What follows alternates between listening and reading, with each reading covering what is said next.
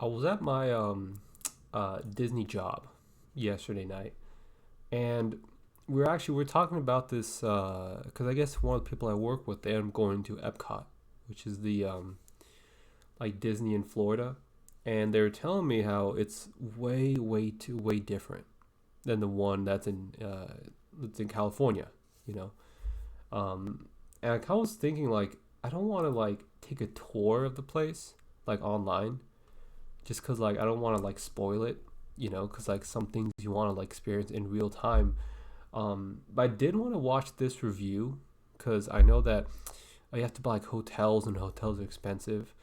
And one of my favorite channels I found is this one actually. It's called Bright Sun Travels.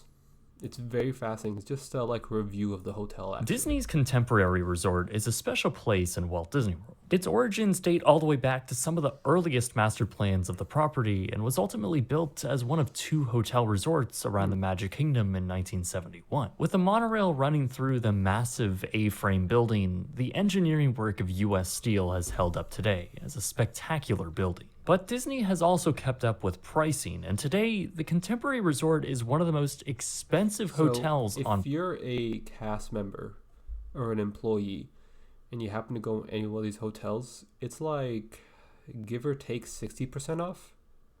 So if you actually wanted to stay in one of these hotels, hypothetically, you get employed by Disney for like a week and then you get your discount and then you leave. Property and potentially in the entire state of Florida. Above the normal rooms there, Disney also offers a club level service, which I've always been I saw curious that. on who can actually justify the prices and if it's actually worth it. So that's what I'm going to try and figure out today. This is my review of club level at Disney's Contemporary Resort.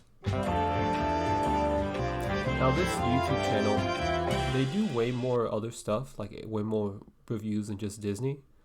But they do like just regular hotel views, and it's actually very informative. Now, for basically all my time coming to Central Florida, I've held Contemporary Resort in rather high regard. I've stayed there twice in Oh, my that's good. life, once on a family vacation and another when I was taking refuge from Hurricane Irma in 2017.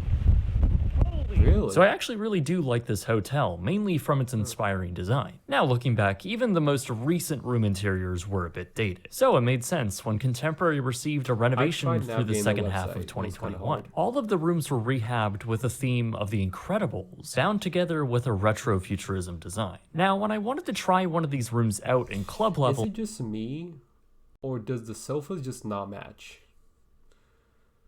Like, if I'm gonna be like in a hotel and that's like the bedroom, like you don't want sofas right there, right?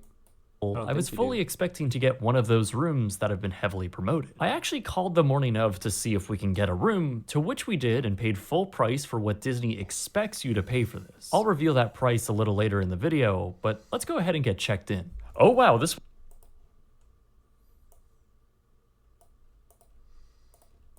was not the room I was expecting. Okay, so this is a club level standard king room This is with a theme basic. park view. And right off the bat, this hotel room is pretty bland. At first glance, you'd easily be forgiven if you had thought this was a very old room in the resort, somewhere in the garden wing. But it is indeed a refurbished guest room as it's themed, and I use that word very lightly, to the character Edna Mode from The Incredibles. Now, everyone's taste is different, but I think this See, I hotel think room that is like when they're making hotel rooms, I think first thing you do is you expand, like you offer the contract to a company that actually build hotels. You don't really have your own people in like in the building when like they're making all this stuff. So I think there's kind of a loss of connection between the actual people that would design all the rooms and like the actual people that build it itself. is embarrassingly bad. Its main interior is honestly Yeah. comparable to a low-level Marriott hotel. I've genuinely seen Spring Hill suites that are better appointed than this. See, so, I don't know if this is common, but that just doesn't look right to me. Like your desk is right next to your bed, which is right next to your couch. Is that something that happens? It's been a while since I was in a hotel, but that just seems weird to me. Room. That's also including the quality of the materials, which feel cheap and flimsy, at about the same level as IKEA furniture. Actually worse, since they're not even fitted properly. While the bed is actually very comfortable, along with what feels like high quality linen, it's hard to miss Edna Mode staring down upon you as you sleep. And Just imagine if you're like two adults and you're in that room, you fall asleep and then Edna Mode's watching you. I know somebody that has a cutout of the supernatural actor Jared Padalecki that is in their room. I don't know how you sleep with those things. still, even those rather subjective, tacky posters are contained in very cheap, what looks like Amazon basic poster frames. And then there's the bathroom that continues to let down. With tile that looks like it's straight from Home Depot and with no waterfall shower head, it all feels very okay. Not exactly the ultra luxury bathroom I was expecting. I think the best comparable is maybe a bathroom out of a nice Sheraton hotel. What's really annoying though is the fact that the bathrooms prior to the new renovation were, in my opinion, far better than what we have now. A really luxurious mix of white and red real marble tiles. That doesn't look good to me. I like symmetrical, and this is just too weirdly asymmetrical. Dude, that looks weird. Lined the entire bathroom. Now compared to this, or even the other new rooms, to me at least, it feels like a massive downgrade. Now those rooms were actually designed in 2005 with a resort-wide renovation, and while they certainly are from that era, they do hold up in some aspects. Now what's particularly interesting is that in 2011, Disney announced a renovation for this club-level floor. They made a whole press release and everything, detailing how the entire 14th floor would be turned into health and wellness suites. The entire floor would be drastic. When I look at this, I think this is for adults. Like, this is for an adult who wants to, like, be reminded every once in a while that they're in a Disney hotel. Because, like, there was thing, I think it was called a Nickelodeon hotel. And you could tell that was for kids. Because the kids would be able to tell immediately that, like, there's, like, everything is themed out.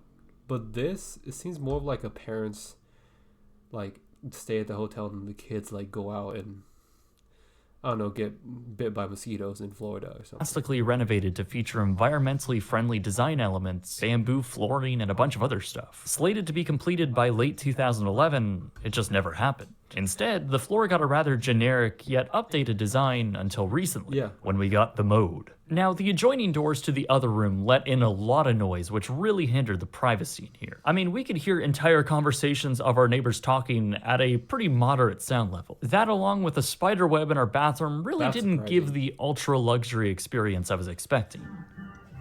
This is like shockingly bad. This is like... At this price point, you would be expecting a room far better than what we have here. That's including the lower tier rooms too, which I think Disney could have done so much better with. Mid-century modern is such a beautiful time period for design, and all you need to do is look up examples of what other hotels... That doesn't even look like he put that much effort into it, but looks good. Like those pillows right here, I could see that at the store. You just, bring them in. They just put like a little design on the chairs. It looks good. But they didn't put, you don't need to put that much money into it. Have done, and it's night and day. At this price point, I would expect our room to look like this rather than this. But I am leaving out the best part of the room, and that's the balcony. Since we're on the highest guest floor of the building, the terrace is much larger than others seen on lower floors. Ours also came with a theme park view, which, as you expect, is facing the Magic Kingdom and really all of Seven Seas Lagoon. There's no... Hold on. So... when you go to Epcot, the Disney Florida, so does it just go for miles and miles down? Because Disney, they have the cars right over there. So you just go miles and miles over there. And that there's still more Disney over there. That's as you expect, is facing the Magic Kingdom and really all of Seven Seas Lagoon. There's no denying that it's very cool to walk out onto your private terrace and watch the fireworks over the most visited theme park in the world. Supposedly, you are able to pipe in music from the fireworks show onto your TV to listen along, but we couldn't really get that working. Even if we did, though, when we were standing out on our terrace, we'd have to leave the door open